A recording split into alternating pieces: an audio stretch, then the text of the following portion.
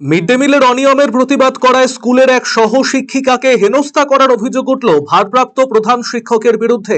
এই ঘটনায় উত্তেজনা উত্তর দিনাজপুর জেলার ইসলামপুর ব্লকের অমলঝাড়ি প্রাথমিক বিদ্যালয়ের ভারপ্রাপ্ত প্রধান শিক্ষক শুভদীপ চক্রবর্তীর বিরুদ্ধে দীর্ঘদিন ধরে মিড ডে মিল নিয়ে অনিয়মের অভিযোগ রয়েছে। ছাত্র সংখ্যা গড়মিল সহ নানান কারচুপির অভিযোগ এনেছেন স্কুলের শিক্ষিকা মৌমিতা ঘোষ।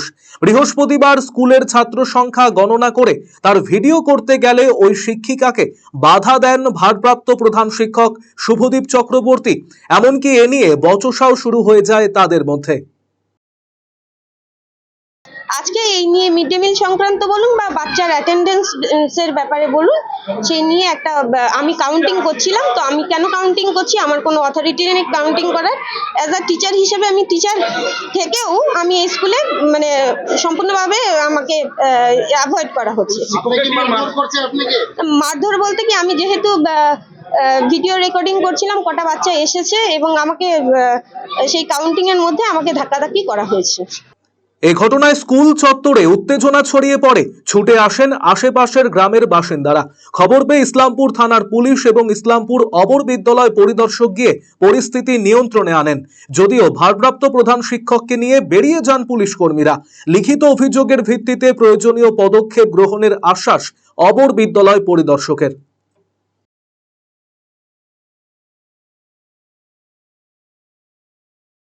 আজকে দিদিমণি বলছেন যে 30 থেকে 40 জন বাচ্চা এসছে, কিন্তু উনি প্রতিদিন নাকি SMS বেশি করে পাঠান মিড ডে মিলের, এবং ওনাকে ক্লাস করতে দেওয়া হচ্ছে না। বিগত 2-3 দিন ধরে নাকি ক্লাস করতে দেওয়া হচ্ছে না, এটাই ওনার অভিযোগ। প্লাস এছাড়াও নাকি ওই মাস্টারমশাই TIC, যে এখানকার যে হেড টিচার, ওনাকে নাকি ভিডিও করছিল সম্ভবত, উনি এতে নাকি বাধা দিয়েছেন। হ্যাঁ, মানে যত বাচ্চা এসেছে তার থেকে বেশি SMS পাঠিয়েছে। যেমন 50টা বাচ্চা এসেছে, উনি 150টা SMS পাঠিয়েছেন। এই অভিযোগটা আজকে সামনে এসেছে।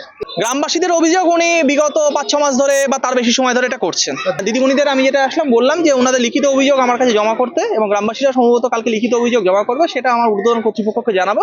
সেই অনুযায়ী তারা যে নির্দেশ দেবে সেই অনুযায়ী তার ব্যবস্থা করা হবে। অন্যদিকে স্কুলের ভারপ্রাপ্ত প্রধান শিক্ষক শুভদীপ চক্রবর্তী তার বিরুদ্ধে ওঠা সমস্ত অভিযোগ অস্বীকার করেছেন। তিনি যেহেতু জেলা বিজেপির যুব মোর্চার সাধারণ সম্পাদক পদে রয়েছেন, তৃণমূলের কিছু রাজনৈতিক নেতাদের সাথে মিলে ওই শিক্ষিকা তাকে কালিমালিপ্ত করার চেষ্টা করছে বলে জানিয়েছেন তিনি। অভিযোগ সম্পূর্ণ ভিত্তিহীন।